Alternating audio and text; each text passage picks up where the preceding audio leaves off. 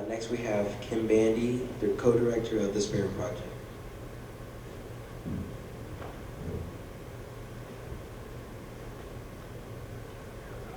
Good morning. Thanks for having me here. I'll start by saying that when Jonathan asked if I would consider being on the or speaking, my response back immediately was like, I really like you, but I'm probably not your girl, because I'm really good at gathering. I like to do events, and then I bring people who know what they're talking about, like some of the people up here, and I'm still learning quite a bit and still make a lot of mistakes in this arena.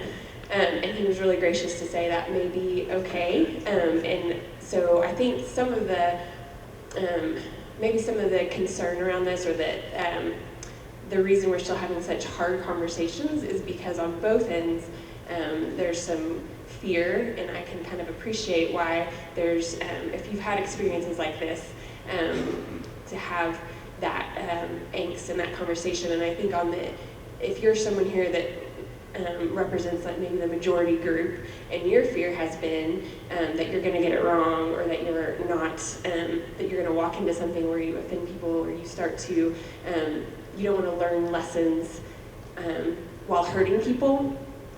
I value that, but I want to say start the journey anyway with me.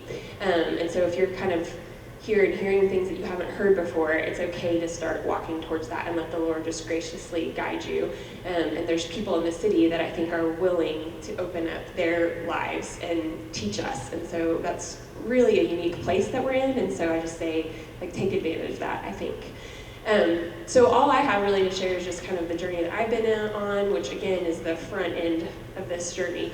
I'd say I grew up in Edmond, and I was part of a family and a church and an educational system that probably instilled in me that this issue of racism is an issue of the past, right? And that we're post-racial, and these are the things that I was gathering, whether they were overtly said to me or not. This is what I was kind of gathering.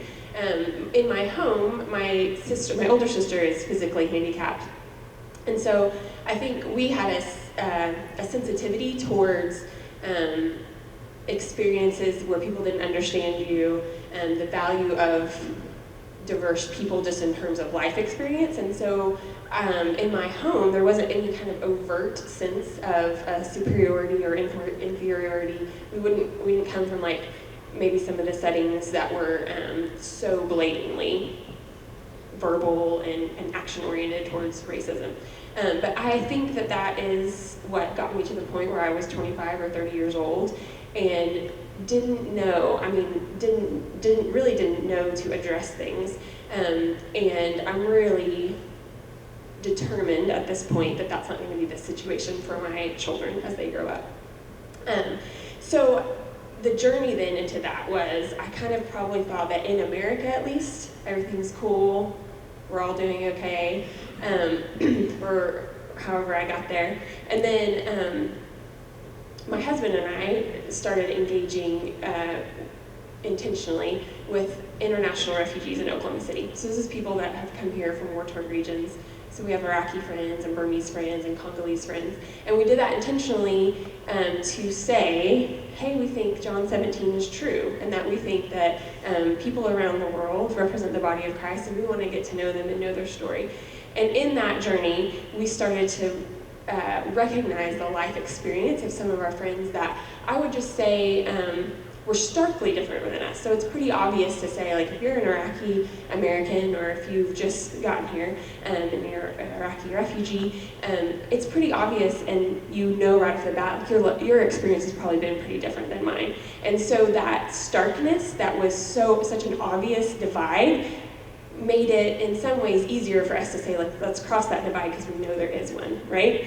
And so we started engaging our friends and saying, like, what is it about the image of God in you that is unique and that we've been missing?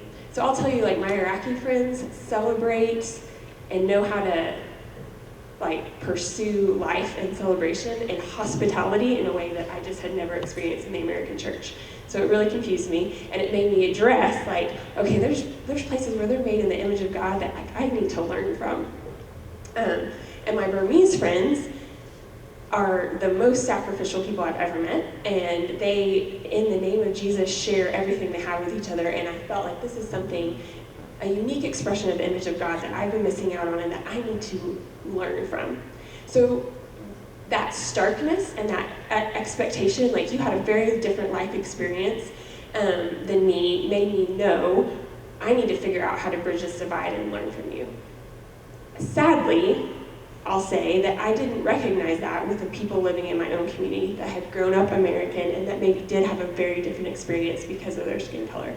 And the Lord just took me through that journey of starkness, and I think maybe some of us experience that on maybe overseas mission trips or engaging international students or things like that, where we see like the stark difference, and that the kind of covert side of things is the different experience for people who grew up next to us, maybe down the street or in a different part of the city. And so the Lord used that journey to say to us, at the end of it, we realized they're just kind of turns of events. Like if we're listening, and we need to listen to the life and the unique expression of the image of God in our friends from other countries, like we need to do it here too.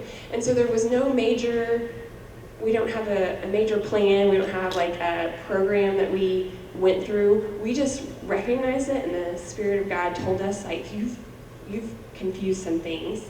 We had to sit in the recognition of, as you walk into this conversation, you start to ask people that have lived different experiences than you. We had to decide that's going to get uncomfortable, and we're going to push through it, and we're going to listen. And then we just said, like, we want to know people's stories.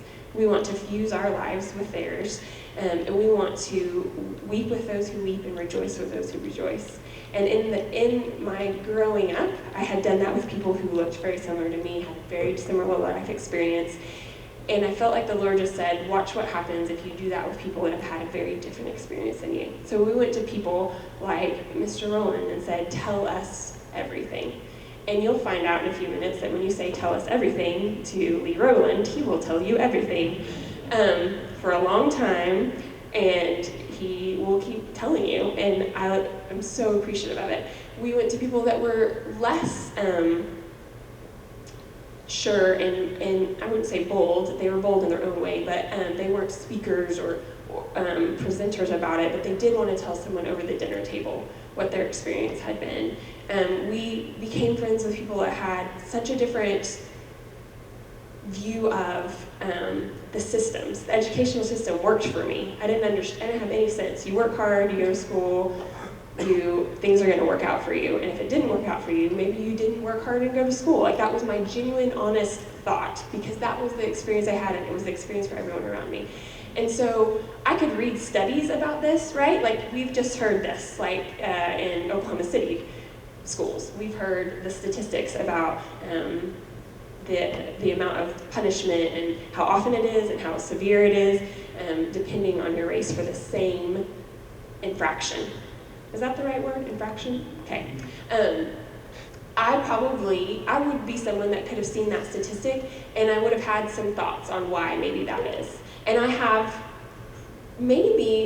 friends in the majority group that outright say on Facebook or to my face, like, well, it's not my issue that kids in the minority group are acting up more often. And that may have been my background. But as I get to know and have dinner with friends that have had a very different experience, I'm able to say to these friends in the majority group, well, let me tell you the story of this friend of mine and how it has been very different for them, and how it really doesn't matter how they behave or what goes on. There is a unique expectation on them. There is a unique severity in the punishment they receive. There are some kids that have been hanging out in our house for a long time now that are now in college, but as they were hanging out with us so often, they were 16, 17-year-old boys, mostly from Congo and Eritrea, but some from the United States.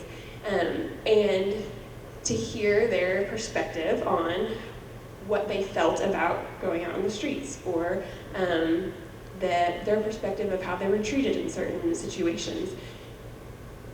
I think the statistics tell us a story, and then I think as we know people and bridge the divide and spend dinners with people, and we ask and we engage and fuse our lives, so that when we see a news story, we don't think about an article we read, or maybe a book we read, or maybe a sermon we heard at best. We think about our friends and their face and what it's like. And so when I hear news stories now, related to the Syrian refugee crisis. Many of you probably saw the picture of the young boy. I am also picturing the face of friends of mine who've been on that journey. And so I'm not saying that makes me better or worse, I'm just saying it gives me a different sense of response, I think, because I'm picturing my friends that I've grieved with, that have had that same story, and it makes me want to go to their house and do something with them and for them. There are many places in the city where we do that, with people where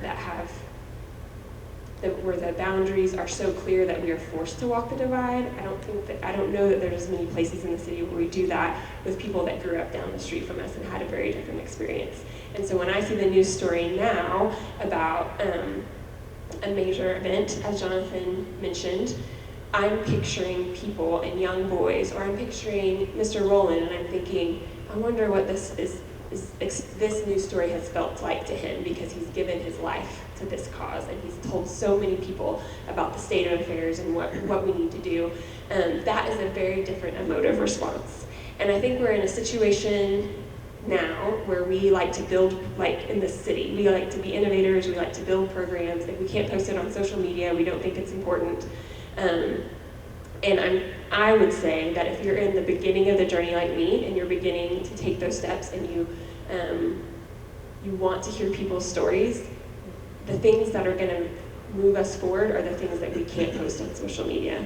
They're the things that aren't a program that we can be a part of. There are certainly those things, but the things that are really going to drive us forward are those places where in our lives we fuse ourselves to people that have a different experience, so that when we see a news story or we hear a statistic, we say a name and we decide, what are we going to do on behalf of this person that I know? And again, that feels less dramatic than we want it to be. We want someone to make a video about us. No offense, Mark, videos are great. That may not be the answer to this in every way. While I do value all of the programs that are created and the people that participate in them, it may also be sitting across the dinner table from someone and opening yourselves up to that and choosing not to walk away. Because I think we're in a situation where if you are in the majority group and you enter into this, you still at times can choose to leave if things get uncomfortable, and it's on us to say we won't. This is a pain and a despair that has been held by our friends, by our new friends, and they didn't get to walk away, and so neither will we. And that's my very non-concrete step forward. Thank you guys.